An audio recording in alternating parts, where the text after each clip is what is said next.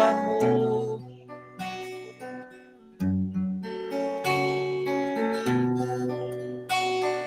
Flor de luz do Senhor, Mestre amado, luz divina, abençoa nossa doutrina, e que este dia de fraternidade seja coroado de felicidade. Ó meu Jesus, ouve a oração, joia de luz do meu coração.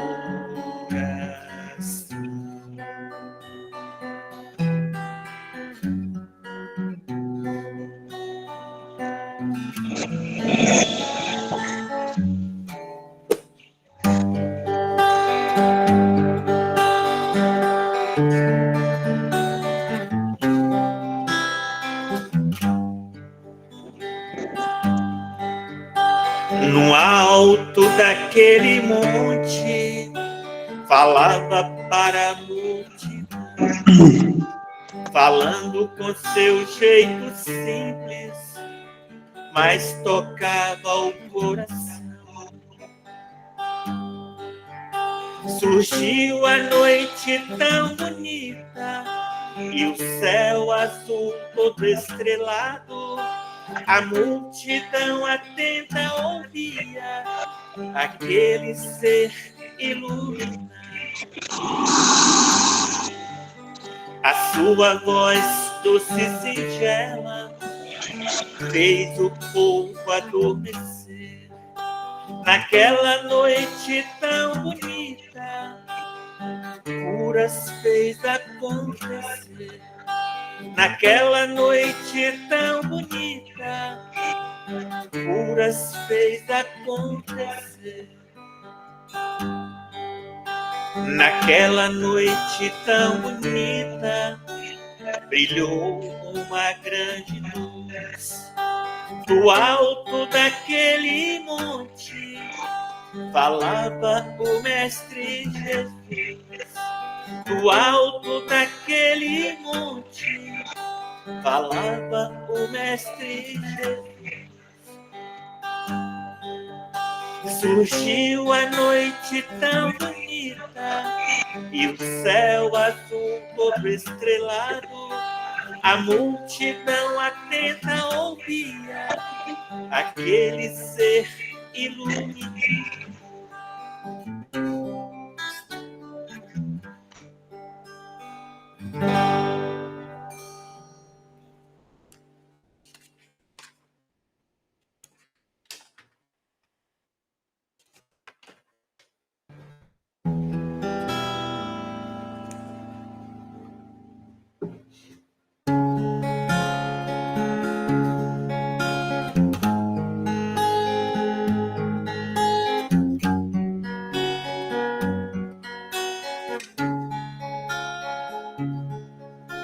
Quantas pessoas se encontram perdidas no mundo por falta de fé?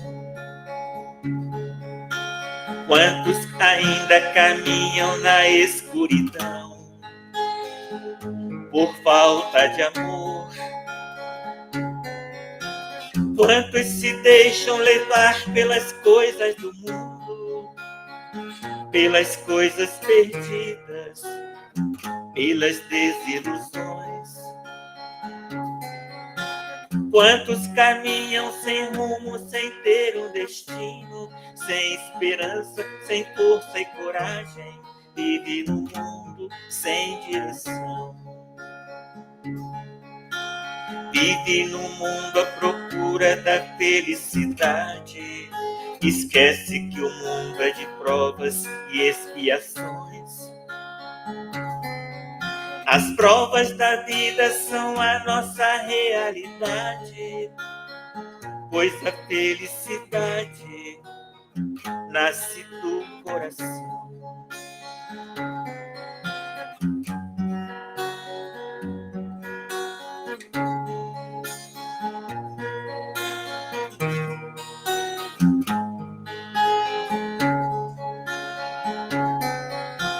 Quantos se deixam levar pelas coisas do mundo, pelas coisas perdidas, pelas desilusões. Quantos caminham sem rumo, sem ter um destino, sem esperança, sem força e coragem, vive no mundo sem direção. Vive no mundo à procura da felicidade, esquece que o mundo é de provas e expiações. As provas da vida são a nossa realidade, pois a felicidade nasce do coração. As provas da vida são a nossa realidade, pois a felicidade nasce do coração.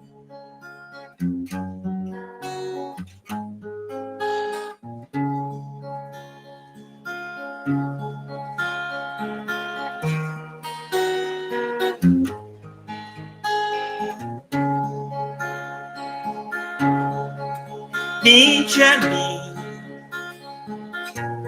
você que está cansado, você que está aflito, que eu te aliviarei. Segue o meu caminho, que eu te conduzirei. Eu te darei abrigo, nunca te deixarei. Se sentes tão sozinho, não desespere, ó meu irmão, eu estarei contigo, tenha confiança, eu sou seu amigo. Eu estarei contigo, tenha confiança, eu sou seu amigo. Jesus.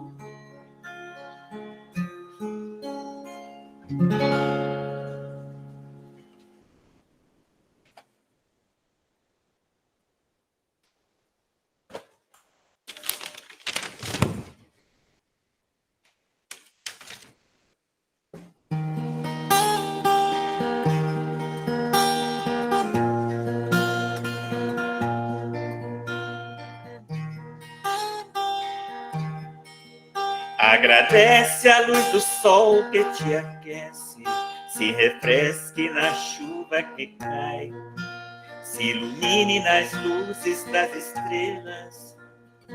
Tenha fé em Deus e vai. Se encontrar espinho na sua estrada, não tenha medo, irmão. Cuida de tirar do seu caminho. Saiba que você não está sozinho e pede a Deus a direção. E encontrarás no fim da sua estrada um jardim repleto de flor. Verás que entre as folhas e espinhos Deus também plantou o amor.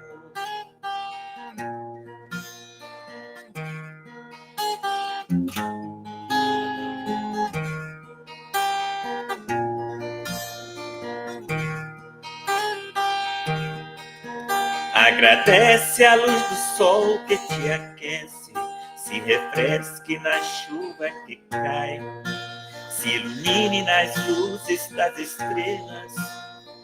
Tenha fé em Deus e vai. Se encontrar espinho na sua estrada, não tenha medo, irmão. Cuida de tirar do seu caminho. Saiba que você não está sozinho e pede a Deus a direção. E encontrarás no fim da sua estrada um jardim repleto de flor. Verás que entre as flores e espinhos Deus também plantou o amor.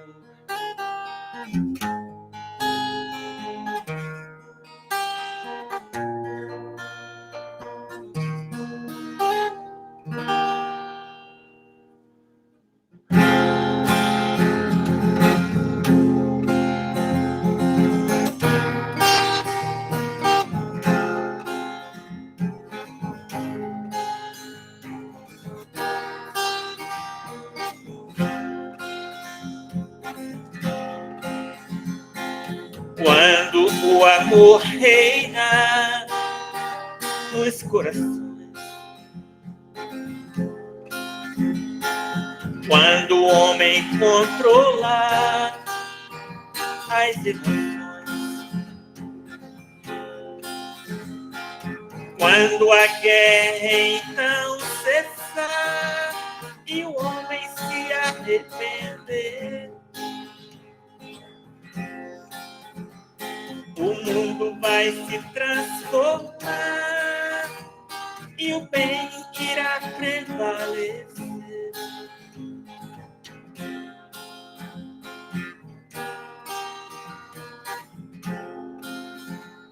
A tempestade vai passar e o mundo verá a luz. A paz então irá reinar, como prometeu Jesus.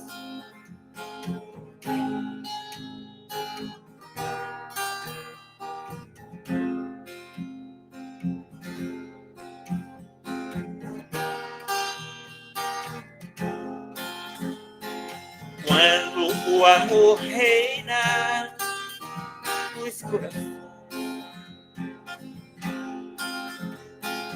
quando o homem controla as emoções, quando a guerra então cessar e o homem se arrepender, o mundo vai se transformar e o bem irá prevalecer.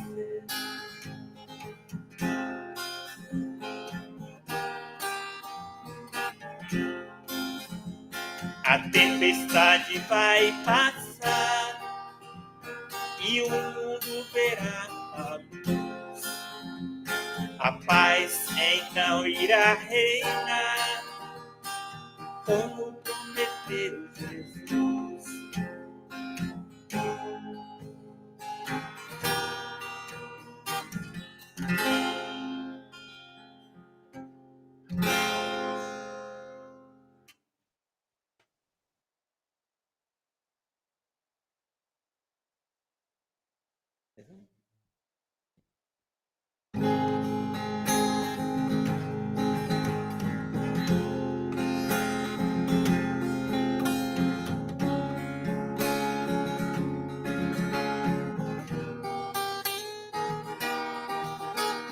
Vamos construir um mundo de paz e união, que a guerra se acabe e os homens pratiquem o bem, que haja entre os homens a fraternidade e o amor, que a força divina interfira e haja o perdão. Vamos todos dar as mãos numa corrente de luz, ligar o nosso pensamento, buscando o Mestre Jesus. Vamos todos dar as mãos numa corrente de fé, de paz, esperança e amor, esteja aonde estiver.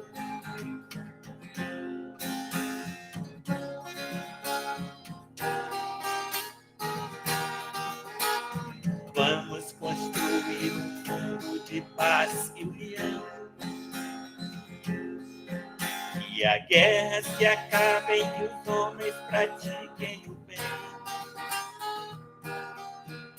Que haja entre os homens a fraternidade e o amor. Que a força divina interfira e haja o perdão. Vamos todos dar as mãos numa corrente de luz, ligar o nosso pensamento, buscando o Mestre Jesus. Vamos todos dar as mãos numa corrente de fé, de paz, esperança e amor, esteja aonde estiver.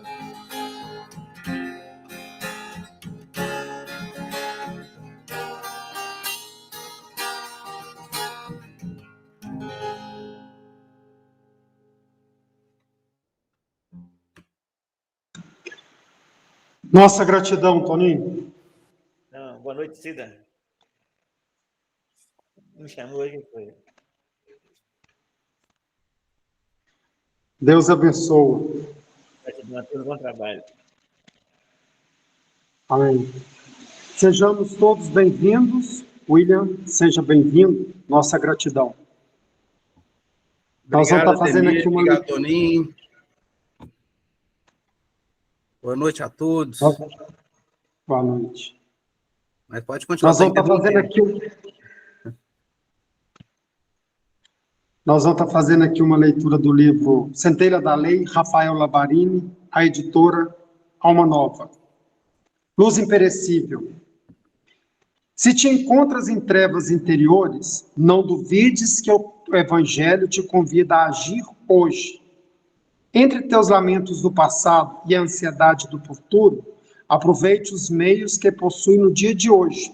Provavelmente não sanarás tuas dificuldades em toque de mágica. Mas o movimento já é resolução. Lembra-te que o amor é paciente. A luz sempre vencerá. O bem jamais cederá às armadilhas das trevas. Siga ainda a proclamação de Isaías. E andemos na luz do Senhor. Isaías 2, 5. Vamos respirar bem fundo, serenar os nossos corações, elevar o nosso pensamento a Deus, a Jesus, a espiritualidade amiga. Agradecer por esse dia que nós tivemos, por essa noite que inicia, por esse momento de estudo e reflexão do Evangelho do Cristo, que nós vamos falar da indulgência. Que a espiritualidade amiga possa estar do lado do nosso irmão William Brito, para que ele possa trazer para a gente bastante esclarecimento. E do nosso lado, abrindo os nossos corações para esse inteligente, para esse entendimento. Então, Senhor, nós te agradecemos. Que esse momento possa estar indo de encontro aos nossos irmãos que estão nos hospitais, nos asilos, nas creches, nos orfanatos, nos leitos de dor de hospitais. Que essas vibrações que nós estamos emanando, que a espiritualidade amiga, que Deus Jesus, esteja indo de encontro a cada um desses corações, os confortando e os reconfortando. E nos nossos corações também, que nós sejamos animados por esse Espírito e por esse momento. Senhor, nós te agradecemos. Sede conosco, hoje, agora e sempre. Meu amigo, William, você tem 1 hora para estar conversando conosco. Deus abençoe. Nossa gratidão.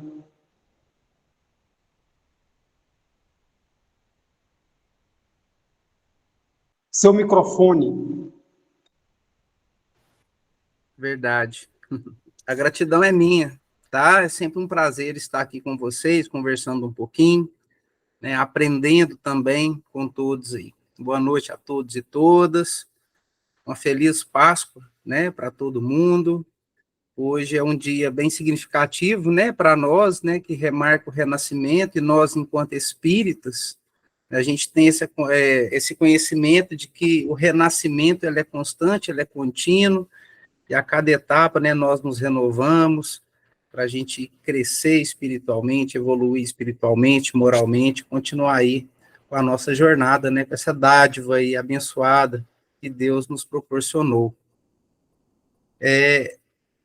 Caso, né, no decorrer da nossa conversa, se alguém quiser manifestar, pode ficar à vontade, se alguém quiser levantar a mãozinha ou cortar aí e entrar, pode falar, não tem problema. Eu acho que o estudo, quando ele é compartilhado, ele é, né, dialogado, eu acho que ele flui e ele é mais produtivo, né, e fica menos cansativo também. Mas hoje nós vamos conversar um pouquinho sobre a indulgência, e vocês querem que compartilhe a tela com vocês aí? Ou pode compartilhar? Deixa eu ver aqui, quer ver? Eu acho que agora que eu aprendi a mexer com esse negócio.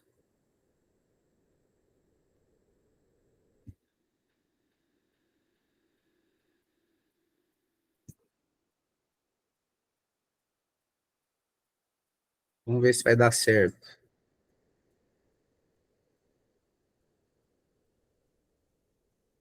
Tá aparecendo aí? Eu só não estou vendo vocês aqui, mas eu acho que vai dar. Tá conseguindo ver o slide aí, pessoal? Dá um oi aí. Está conseguindo ver o slide? Você fecha a mensagem na chamada. O seu.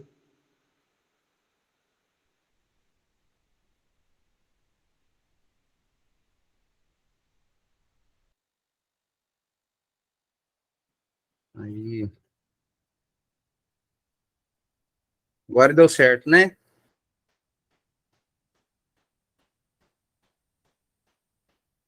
Então, pessoal, hoje a gente vai falar de indulgência. Eu acho que todo mundo aí sabe, né? O que é indulgência.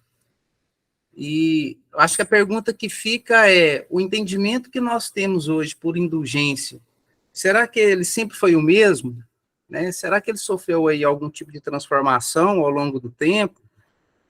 E a gente vai começar falando um pouquinho disso, né? Lá nos primórdios, na Idade Média, a indulgência era como se fosse um perdão ali, né, concedido pela igreja, e ela meio que oferecia, né, às pessoas. Tá chegando a mensagem aqui, aí eu fico indo lá e voltando. A tela não está compartilhada para mim, está meio confusa aqui. Então, peraí, então.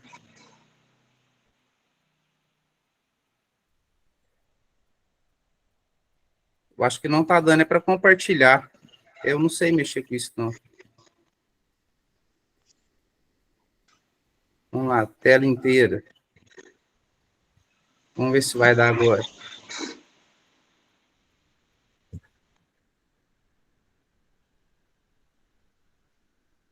Apareceu agora ou não?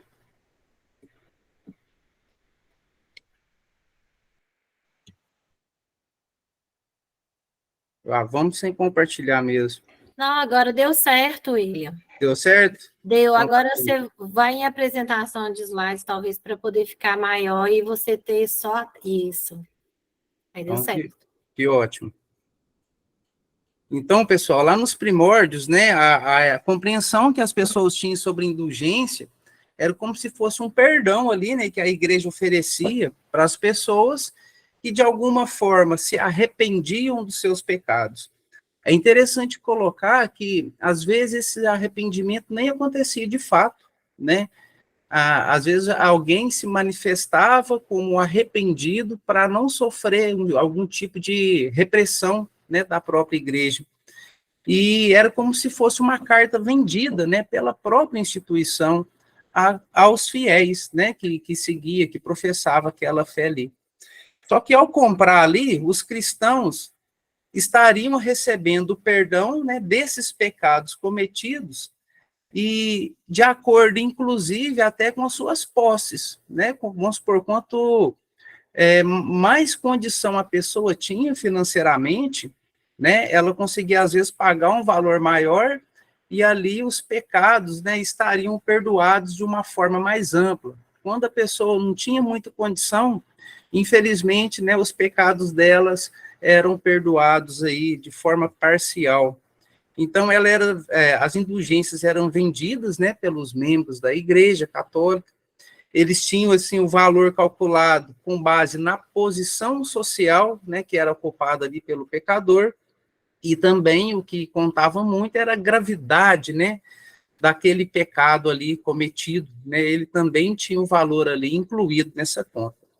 Só que na medida que o tempo vai passando, né, e graças a esse processo evolutivo do qual nós estamos imersos nele, nós fomos ressignificando, né, essa perspectiva da indulgência, e aí depois veio Jesus, né, que trouxe ali vários ensinamentos para nós, depois vem o Espiritismo, né, que traz ainda mais ensinamentos, e a gente vai expandindo, né, o nosso campo de visão, a nossa compreensão em relação a essas práticas, né, que antes era meio que abusava, né, das pessoas.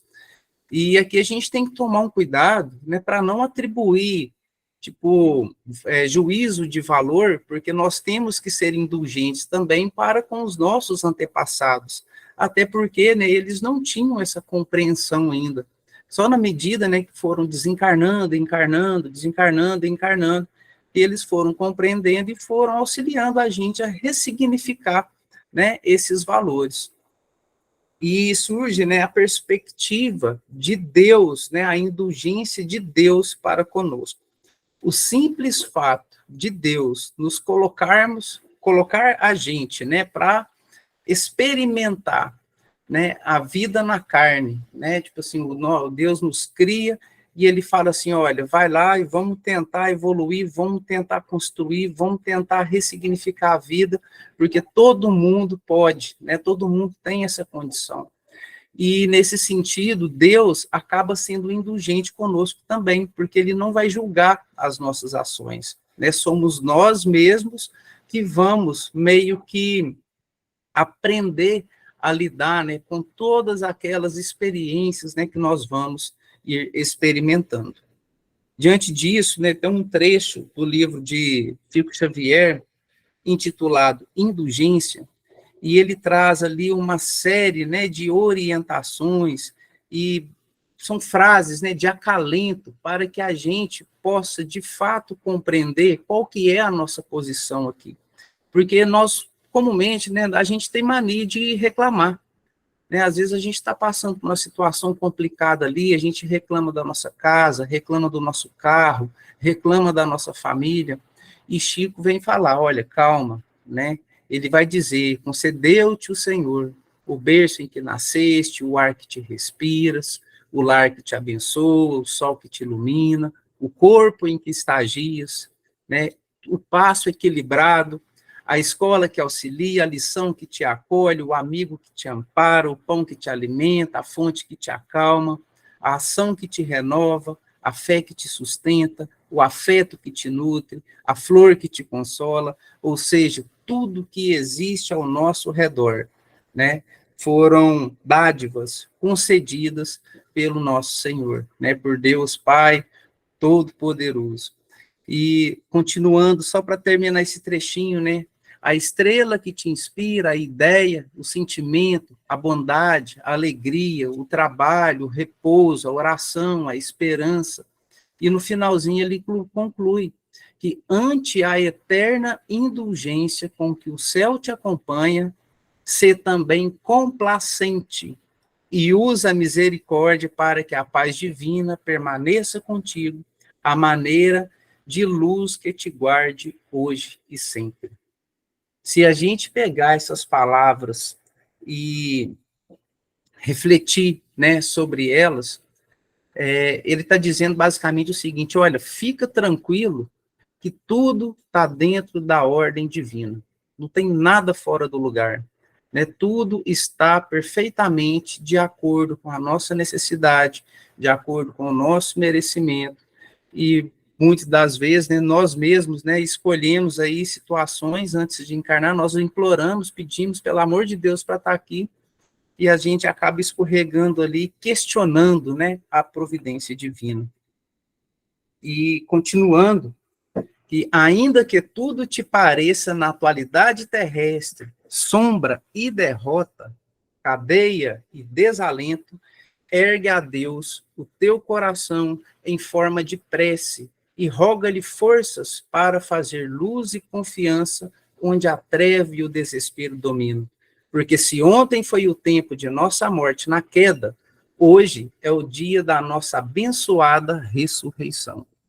Né? Essa frase, eu acho que ela vem muito a calhar, né, no momento em que nós estamos vivendo hoje, não só no contexto, né, global, no contexto nacional, mas no contexto também de alegria, né, de comemorar aí a Páscoa, porque essa abençoada ressurreição que Chico Xavier, né, vem trazer nessa frase, esse conceito de ressurreição, nada mais é do que uma expressão, né, daquilo que todos nós vamos experimentar e temos experimentado, né, desde quando a gente foi criado.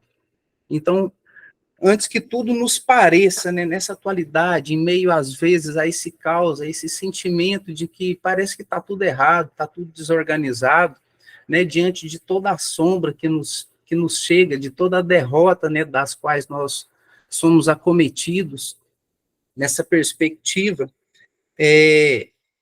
a ideia, né, a orientação que a própria espiritualidade traz, e através de Chico Xavier, é que erguemos a Deus o nosso coração em forma de prece, rogando-lhe força, né, para que essa luz divina, né, essa misericórdia divina possa nos estabelecer a confiança onde a treva, onde o desespero aparentemente, né, está dominando, quando na verdade às vezes nem está, né, às vezes é apenas o nosso sentimento, o nosso estado de espírito momentâneo que faz com que a gente perca ali o equilíbrio, né, perca o foco. E nesse sentido, né, pegando essa perspectiva da indulgência, surge a doutrina espírita para tentar ressignificar essa ideia. Porque o que antes, né, a indulgência era vista ali como algo que a gente tinha que pagar, meio que uma obrigação, né, mesmo que mais tarde a gente vai receber, né, novas orientações, nós acabamos meio que sempre atribuindo situações que ocorrem no dia a dia ao outro, né, e de fato, né, muitas das coisas a gente atribuindo ao outro, a gente esquece um pouco ali da nossa própria conduta, né? A gente esquece um pouco do nosso eu. E fazendo isso, nós atribuindo responsabilidades para o outro, a gente acaba, né, caindo aí num abismo que às vezes para se retirar dele, né, possa ter aí, a gente venha a ter aí um trabalhozinho. Então, pensando, né, ressignificando a indulgência, segundo a luz da doutrina espírita, ela vai nos dizer que é a facilidade para perdoar os erros cometidos pelos outros. É facinho, não é? Se a gente for para pensar, perdoar o outro. Eu estou brincando falando que é facinho, mas a gente sabe que não é, que é difícil, né? Às vezes a gente até fala, não, eu te perdoo, mas pelo amor de Deus, não passa perto de mim, não. Então, não teve perdão, né? Eu perdoo, eu aqui e a pessoa lá do outro lado. E, nesse sentido, é fácil. Mas perdoar de verdade, né? Fala assim, não, eu te perdoo, não tem raiva, não tem rancor, e minha casa está aberta para você, né? É complicado fazer como Jesus fez, por exemplo. É a capacidade de ser tolerante às ações ou particularidades dos outros. Isso que é algo tão interessante, se a gente for parar para pensar, porque ser tolerante às ações ou particularidades dos outros nem sempre é quando o outro nos faz o mal. Normalmente, até aquelas expressões, né, que, assim, meu santo não bate, até aí tudo bem, aí já é algo do seu espírito com o outro espírito. Mas às vezes, nós vemos pessoas agindo com atitudes desagradáveis com outras pessoas que nem é do nosso círculo, né, que nem faz parte ali do nosso cotidiano, do nosso dia a dia, a gente não tem um contato direto. Mas é interessante a gente ter essa capacidade, né, de ser tolerante às ações ou particularidades dos outros, porque a gente acaba absorvendo, né, vamos dizer, energias, né, daquela situação que não está diretamente ligada, né, com o nosso convívio ali. William, mas isso é muito egoísta, porque nós, enquanto irmãos, né, enquanto espíritos, todos nós somos irmãos perante Deus, né, porque Deus nos criou simples, ignorantes, todo mundo igual, e se a gente não tiver a capacidade de se indignar, né, se a gente não tiver a capacidade de entender de que o outro está sofrendo, nós estamos sendo coniventes às situações. Sim, pensando por esse lado, nós estaríamos sendo coniventes. Poderíamos interferir? Poderíamos, sim. A questão é como interferir, né? É interferir julgando, né, não praticando a indulgência, ou interferir atribuindo ali um pequeno conselho, né, de forma sutil, acolhendo, né, o irmão ou irmã que às vezes passou por uma situação complicada, perguntando o que aconteceu, conversando. É nesse sentido, né, a capacidade de ser tolerante às ações ou particularidades dos outros. Ter atitudes, né, compreensivas, fraternais, perante os deslizes, né, as faltas alheias, que constantemente, né, nós mesmos cometemos, né, dentro de casa, né, com os nossos pais, com os nossos irmãos, com os nossos parentes, e por questões, tipo assim, banais, às vezes um prato de comida que a gente não lava e deixa ali em cima da pia, às vezes uma cama que a gente não arruma, um objeto que a gente, né, não coloca no lugar, e isso daí são motivos, né, para ativar gatilhos naquelas pessoas que estão à nossa volta e convivendo com a gente. Ou então, estas pessoas acabam ativando gatilhos em nós mesmos, né, onde a gente vai exteriorizar isso daí com um sentimento, às vezes, de raiva, de agressividade. Então, ter essa atitude compreensiva, essa atitude fraternal, né, perante esses deslizes, perante essas faltas, né, alheias, um elemento aí primordial, né, uma característica, na verdade, primordial do que seria a indulgência, né, de acordo com a doutrina espírita. E ter clemência, né, ter tolerância, ter perdão, né, dar o perdão, conceder o perdão e, acima de tudo, perdoar a nós mesmos. E depois nós vamos explorar um pouco mais. E, por último, aí, o abandono da perspectiva material e da valorização espiritual. E eu acredito, eu não sei se é porque é um dos meus defeitos, uma das minhas falhas, mas no dia a dia, né, com as nossas vivências, a gente acaba meio que dando mais ênfase para aquilo que é material do que para o espiritual. E abandonar essa perspectiva material, considerando, né, que nós vivemos no mundo de provas e expiações, onde a materialidade ela é bastante significativa, até porque é um instrumento, né, que nos propicia essa evolução, e, em contrapartida, valorizar essa perspectiva espiritual é um desafio muito grande, porque a todo instante, né, é chegado até nós, né, informações, notícias, novidades, e a gente acaba sendo seduzido, né, por tudo aquilo que chega. A gente acaba meio que trocando, né, os valores. Eu não consigo mais ligar aquilo que é divino, aquilo que é espiritual, porque eu tenho muitas coisas materiais para colocar no lugar.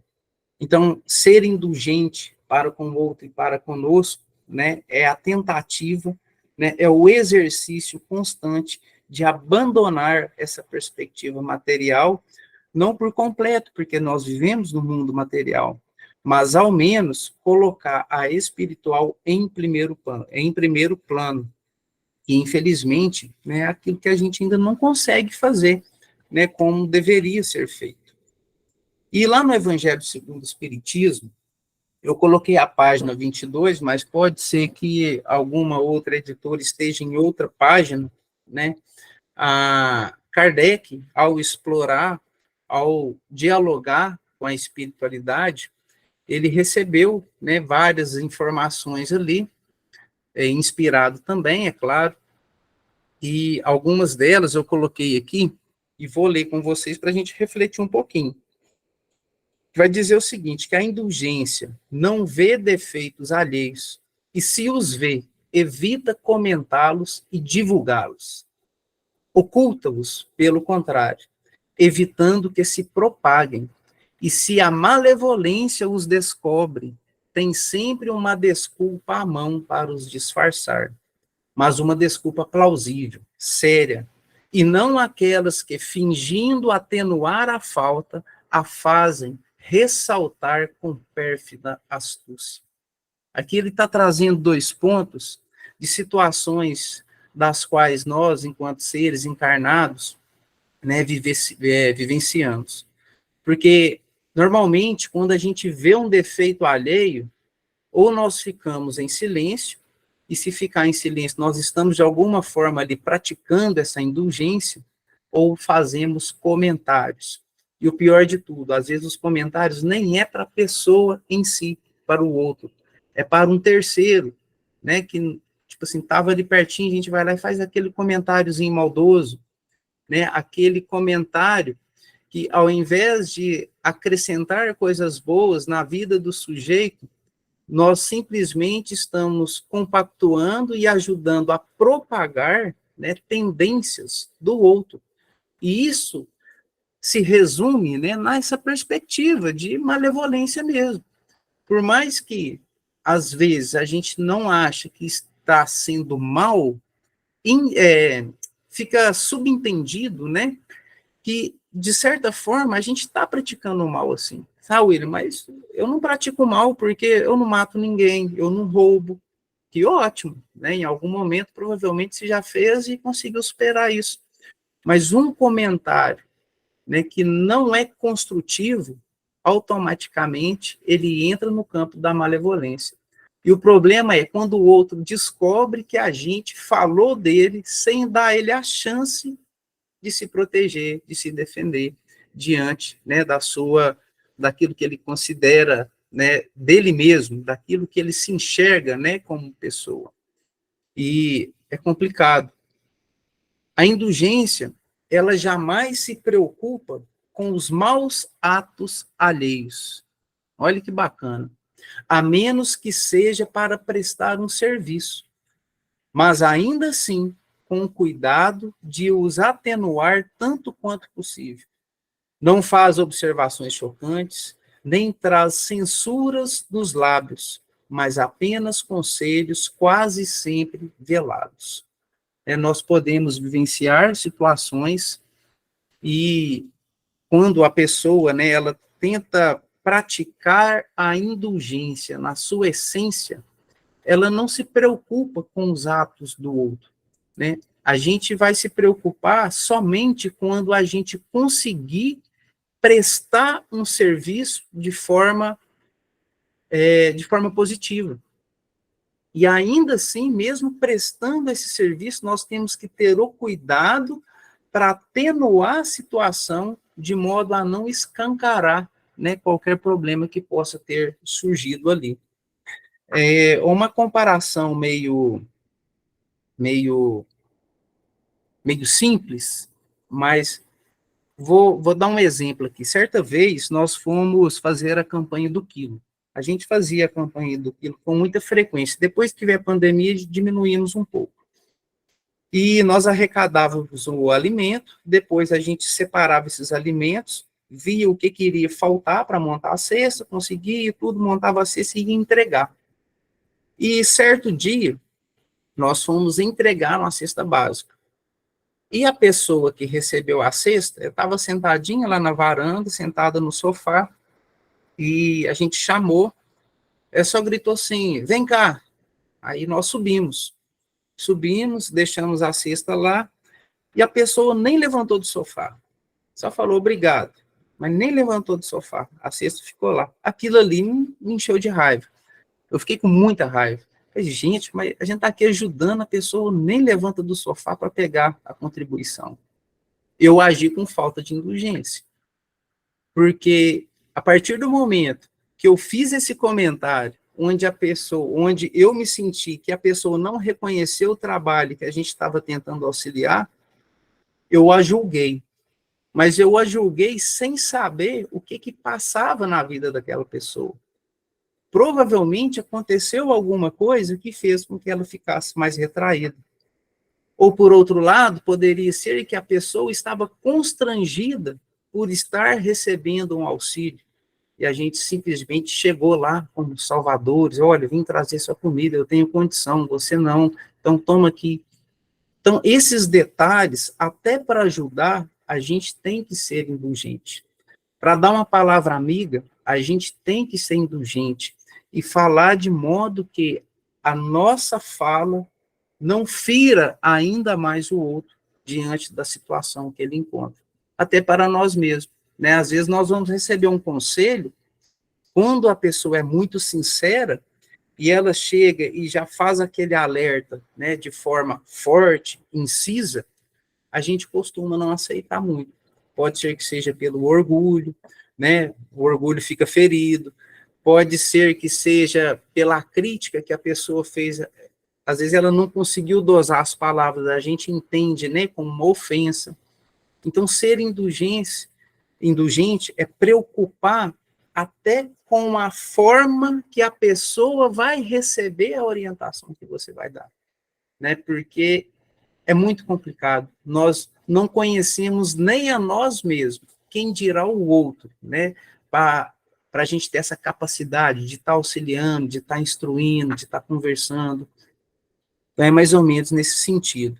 Na última frase, não faz observações chocantes, nem traz censuras nos lábios, mas apenas conselhos, quase sempre velados. E eu tentei trazer aqui, fazer uma relação, na verdade, com o mito da caverna.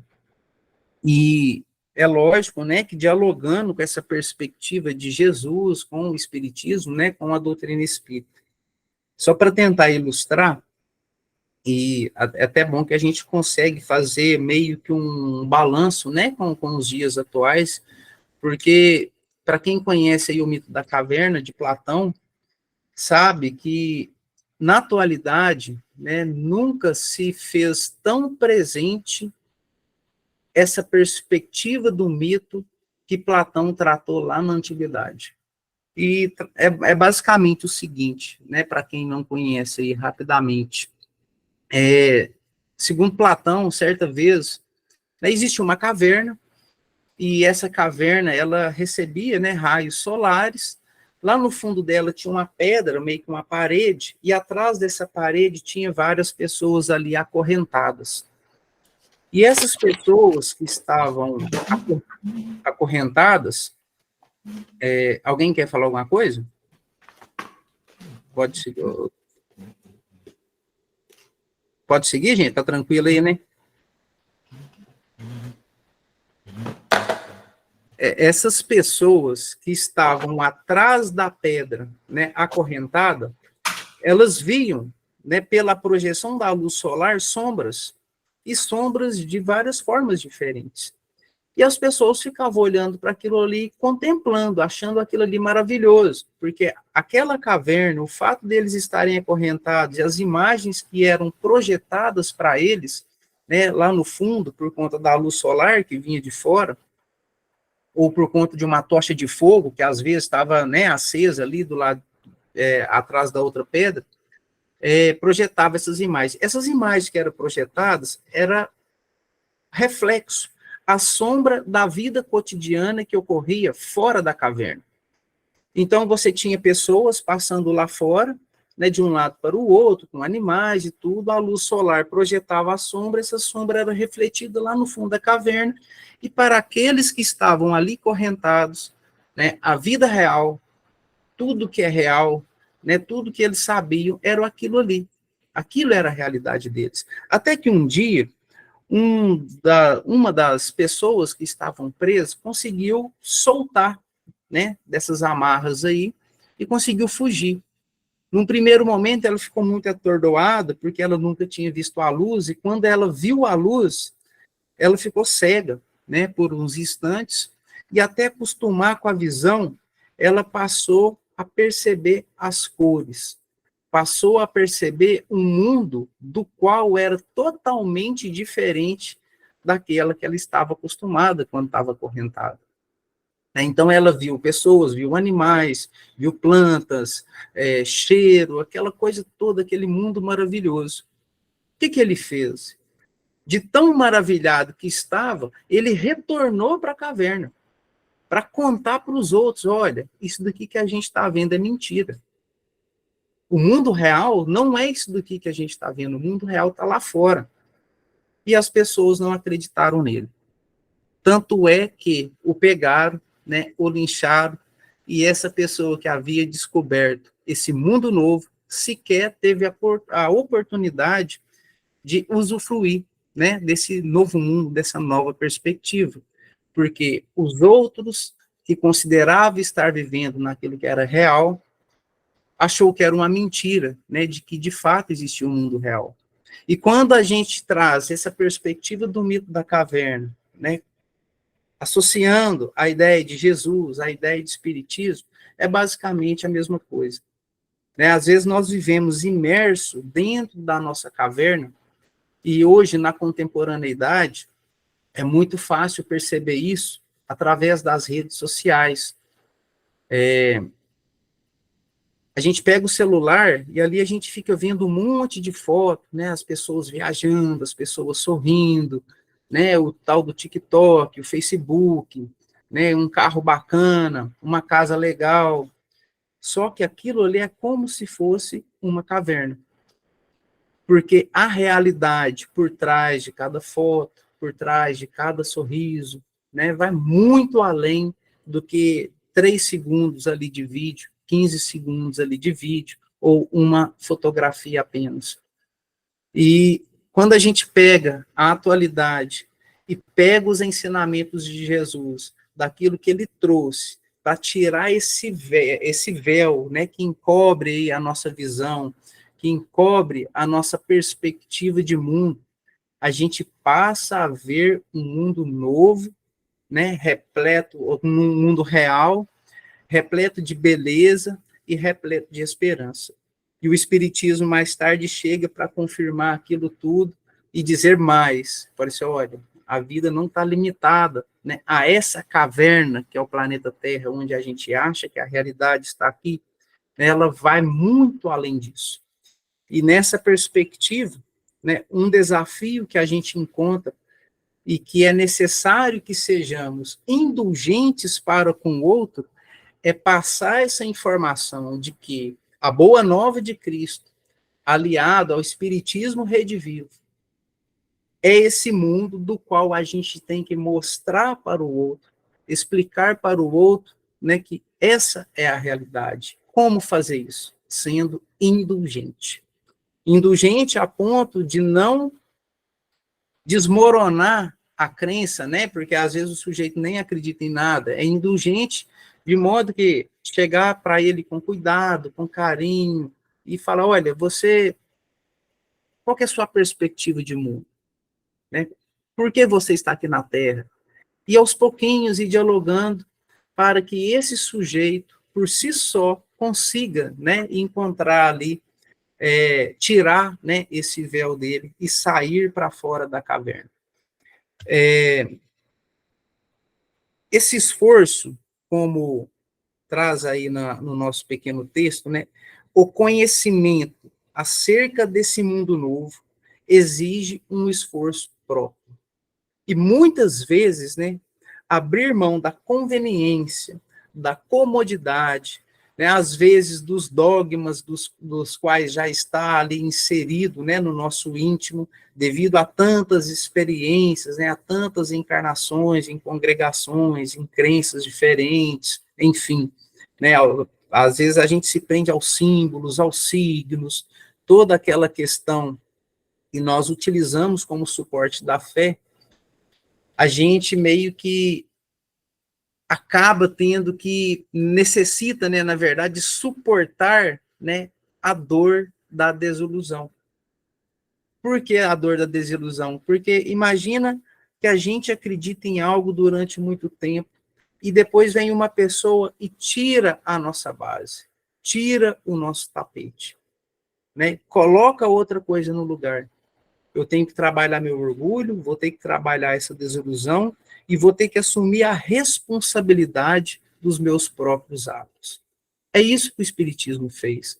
O Espiritismo, ele chegou, ele mostrou uma realidade nova, ele ressignificou essa perspectiva da indulgência, porque a indulgência, ela não é compreendida como antigamente, só a indulgência de Deus para conosco, e que nós devemos, né, trabalhar aí pelo perdão dos nossos pecados, mas que também a gente deve ser indulgente para com o outro e para conosco também. E a partir desse momento, nós assumimos toda a responsabilidade sobre os nossos próprios atos. Né? Não tem espaço, nós não temos mais espaço para culpar o outro pelos nossos erros.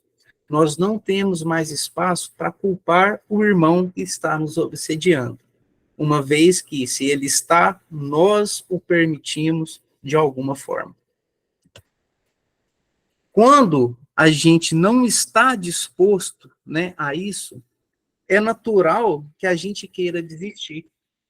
E aí, quando a gente começa a sentir o peso da responsabilidade, quando a gente começa a confrontar com aquilo, né, que ou o espiritismo, ou o catolicismo, ou o protestantismo traz para nós, né, como instrução, seguindo ali o evangelho de Cristo, né, a boa nova, e a gente vê que está complicado, a primeira sensação que a gente tem é desistir. Né? É mais cômodo eu não seguir religião nenhuma. É mais cômodo eu acreditar que não existe nada depois dessa vida. É mais cômodo, né, eu acreditar que o outro, ele age daquela forma e que não vai acontecer nada com ele e também não vai acontecer nada comigo. E o fato da gente pensar, né, nesse sentido, nós estaríamos, né, permanecendo acomodado, né, semelhante àquele prisioneiro que está lá dentro da caverna e que na saída ele retorna, conta para o outro, ele não se esforça e as pessoas não acreditam nele, ele fica ali até as pessoas o convencerem de que aquele mundo é o mundo real.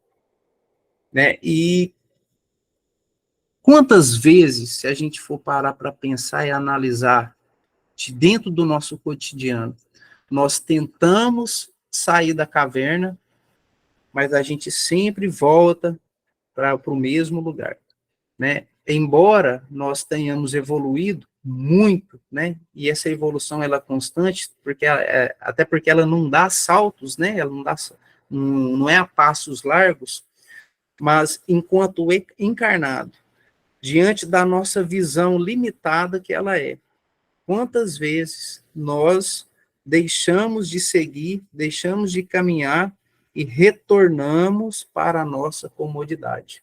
Né? Retornamos para aquele cantinho que nos deixa seguro e que nos limita, às vezes, de dar conselhos, de ser indulgente, né, para com o outro, como também de ouvir conselhos, quando o outro é indulgente para conosco. E isso se aplica em qualquer coisa, né? Às vezes, na questão do vício, quando o sujeito chega e fala, olha, não bebe não, né, que está fazendo mal para você. Aí a gente, não, eu sei o que eu estou fazendo.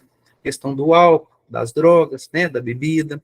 Às vezes, questões banais, como entrar dentro do próprio carro, não, eu tenho que chegar rápido no serviço, deixa eu correr aqui. Aí tem um alerta, vai devagar, que é perigoso. E a gente, não, mas eu tenho que trabalhar, eu tenho que chegar no horário. Então, essas pequenas questões que quando a gente não enfrenta, quando a gente não escuta, quando a gente não tenta resolver, faz com que nós retornamos para o fundo da caverna, né, dificultando esse processo, né, de evolução, de aprendizagem. Então, o homem, ele está sujeito, basicamente, né, a uma lei da natureza, e não tem como a gente escapar dela, né, e essa lei é a lei do progresso, né, nós somos empurrados a seguir em frente pela força dos próprios acontecimentos da vida, e esses acontecimentos, na maioria das vezes, somos nós quem provocamos, né, dos quais a gente passa ali por lições, né, e, consequentemente, nós vamos extrair dessas lições alguns aprendizados. Quando a gente consegue chegar ao ponto de aprender sobre a situação da qual a gente experimentou e aprender de verdade, normalmente a gente não repete. Mas na maioria das vezes, né, na situação da qual a maioria de nós nos encontramos, nós passamos por situações complicadas, né, por acontecimentos, né, que ocorrem em nossas vidas, essas lições dão uma balançada na gente e a gente entende o porquê, mas depois a gente faz a mesma coisa. É porque aí vem a questão, será que a lição ela não foi dura o suficiente, ela não foi forte o suficiente? Talvez ela tenha sido, né, um reflexo da indulgência do nosso Pai, da indulgência de Deus. Porque se ela viesse de forma forte, talvez a gente não conseguiria. Então Deus vai mandando as lições em parcelas, e cada parcela é uma experiência, é um aprendizado, né? É um entendimento que a gente vai adquirindo, e depois vem outra parcelinha, até a gente, de fato, conseguir aprender, né, alguma coisa de real. E se pararmos para pensar, né, olharmos para dentro de nós, nós vamos entender que de tudo que a gente vê, às vezes, na TV, daquelas coisas que nos deixam indignados, que nos deixam tristes, né, às vezes até com um sentimento um pouco de raiva, né, quando a gente vê alguém tirando a vida de outra pessoa. Olha, né, a indulgência de Deus para conosco. Ele permitiu que nós tivéssemos várias encarnações, e a gente não deixou, às vezes, de ser assassino de uma encarnação para outra, não. Demorou um tempão.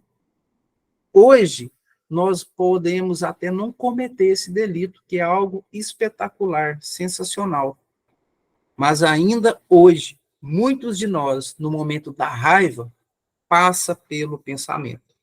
Embora não tenhamos a coragem de fazer, mas o simples fato de pensarmos significa que ainda tem uma pontinha e que a gente tem que trabalhar. Nós temos que, como se diz, passar por novas lições para termos certeza de que, de fato, a gente conseguiu superar uma tendência ruim que a gente tinha no passado. E isso graças, né, a essa misericórdia, essa indulgência divina. Então, Jesus, ele vem mostrar, né, para nós essa luz do conhecimento, né, e o Espiritismo também, né, que vem esclarecer, né, muitas coisas até então que estavam incompreendidas, fazendo, né, contribuindo para que a gente conseguisse trocar a sombra, né, daqueles dogmas e a gente ficava preso neles pela luz da fé raciocinada. É porque o Espiritismo, ele não é apenas uma fé cega, ele é uma fé que nos faz pensar do porquê que é assim, né, para onde que eu vou, né, por que estamos vivendo essa situação, e olhar para dentro de nós, né, ele força com que o espírito encarnado olhe para dentro de si, né, resumindo a máxima lá, né, conheça-te a ti mesmo, depois a gente vai falar aqui brevemente sobre isso. Então, dentro dessa ideia da fé raciocinada, né, seguindo a perspectiva da luz, né, que Jesus nos apresenta, que o Espiritismo nos apresenta, nós vamos perceber, né, o verdadeiro significado, né, da lei de amor, né, a realidade do Espírito, os objetivos da encarnação, bem como a vida espiritual. E aí a gente passa a ressignificar. Nós, sem querer, né, como isso vai ficando meio que embutido dentro da gente, nós vamos aprendendo a ser indulgentes sem saber que estamos sendo indulgentes, inclusive conosco mesmo, né, que é o principal. Diante disso, Haroldo Dutra Dias, ele traz uma ideia da desoneração. O que significa desonerar? Né? Desonerar é basicamente deixar de possuir ônus, é livrar-se de uma obrigação, livrar-se de um compromisso, né? Não ter a incumbência, né? É desobrigar-se. Livrar-se daquilo que incomoda a gente, ficar aliviado. E aí que vem o X da questão, que a gente tinha falado lá no início. Todos os dias nós convivemos com diversas pessoas, diversas. E a gente sabe que o processo evolutivo, ele é íntimo, né? Toda reforma que nós estamos nos propondo a fazer está relacionado com a reforma íntima, até porque nós não somos seres ainda capazes, né, de ajudar sem estar bem. Todos nós, de alguma forma, querendo ou não, né, nós estamos doentes, nós estamos passando por um processo de burilamento, de purificação. Acontece que, diante, né, dessa oportunidade que nós temos de viver num plano físico, onde esse plano físico, ele cruelmente, né, tendo em vista que nós temos vários irmãos que estão muito apegados ainda, estão vivendo nessa caverna e que de alguma forma querem trazer a gente para dentro da caverna deles, nós acabamos, né, por absorver, né, essas energias e essas impressões daqueles que querem ficar acomodados, daqueles que estão em suas zonas de conforto, daqueles que vivem em função, né, de passar uma imagem de felicidade ou tentar passar, né, essa imagem de felicidade. Então, durante o dia, ao convivermos com essas várias pessoas, o que acontece no final do dia? A gente precisa desonerar-se daquilo que é do outro. Né? É não absorver e não trazer isso para dentro de casa, não carregar isso para a nossa vida, porque nós vamos conviver com diferentes energias, em diferentes momentos, em diferentes lugares. Energias estas que, na maioria das vezes, né, ao invés de fazer com que a gente caminhe, né, rumo a um objetivo sensato, né, do qual Jesus espera, no qual os nossos mentores esperam, a gente acaba meio que absorvendo sensações e sentimentos, né, nos deixando ainda mais preso no plano físico. Então, desonerar-se, né, é meio que, para que a gente consiga desonerar-se do outro, é necessário que a gente confie, né, que a gente conecte com a seara do Cristo, né, a fim de nos refazermos diariamente, né, nesse processo aí constante, né, na verdade, de autoconhecimento. Né? A casa espírita é uma bela ferramenta para isso, porque na casa espírita a gente tem contato com muitas pessoas, com muitas energias diferentes, né? Muitas delas às vezes não estão tão legais, mas por estar dentro da casa espírita, né, pelo amparo que existe ali naquele contexto, querendo ou não, isso faz com que a gente saia de lá e retorne para os nossos lares bem melhor do que quando a gente chegou, né, dentro da casa espírita. E quem não tem a casa espírita para ir? E quem não tem uma fé, né, para professar? E quem não entende que existe algo, né, maior do que esse plano, maior do que ela mesma? Então, desonerar-se daquilo que não nos pertence é ser indulgente para conosco.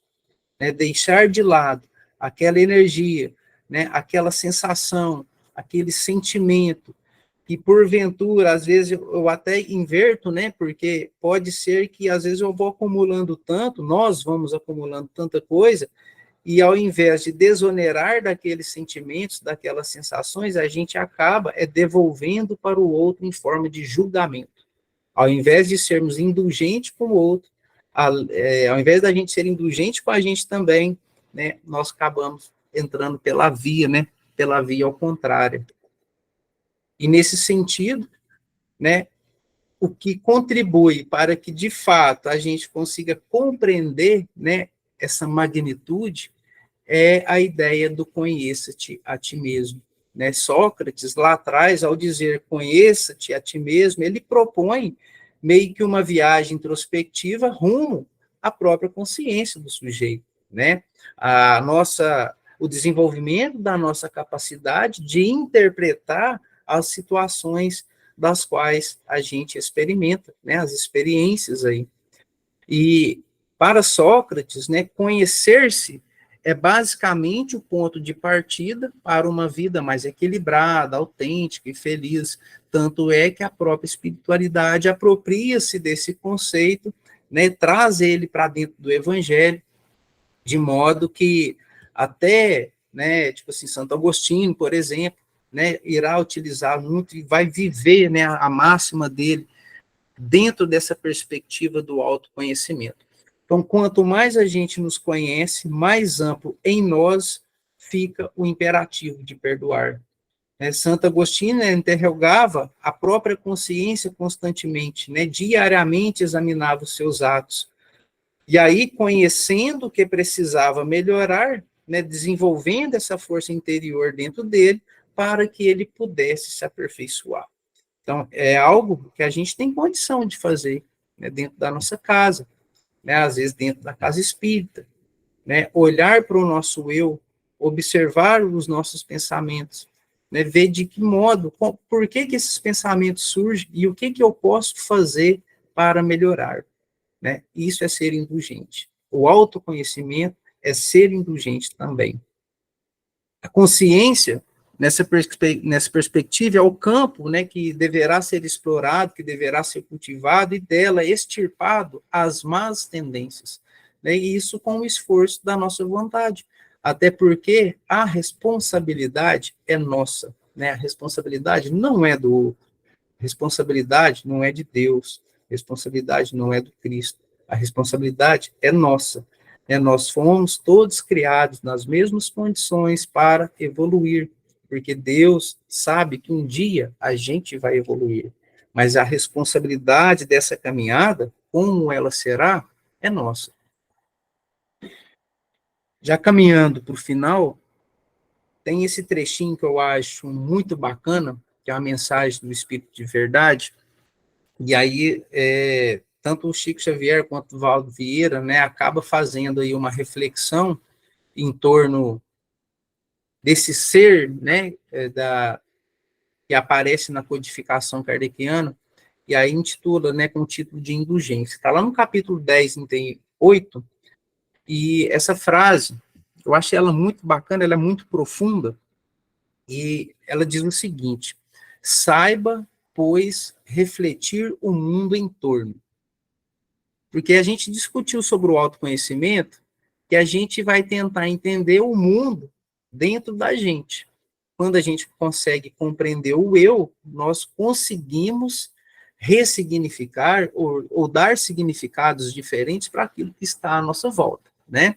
Então, saiba, pois, refletir o mundo em torno, recordando que, se o espelho, às vezes inerte e frio, retrata todos os aspectos dignos e indignos à sua volta, o pintor consciente e respeitável, buscando criar atividade superior, somente exterioriza na pureza da tela os ângulos nobres e construtivos da vida. Ou seja, o que eles estão dizendo aqui?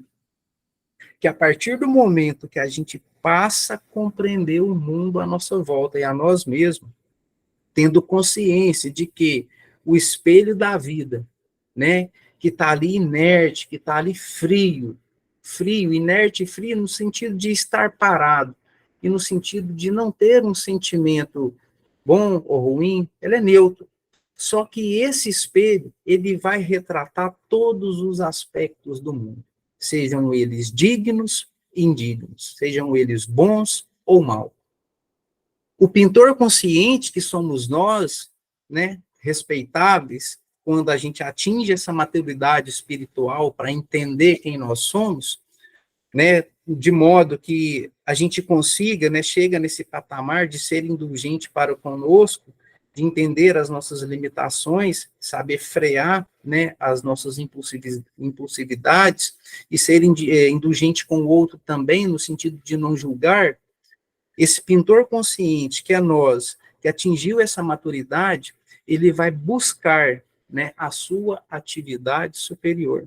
E ele vai conseguir, de certa forma, né, nós vamos conseguir, de certa forma, exteriorizar apenas a pureza.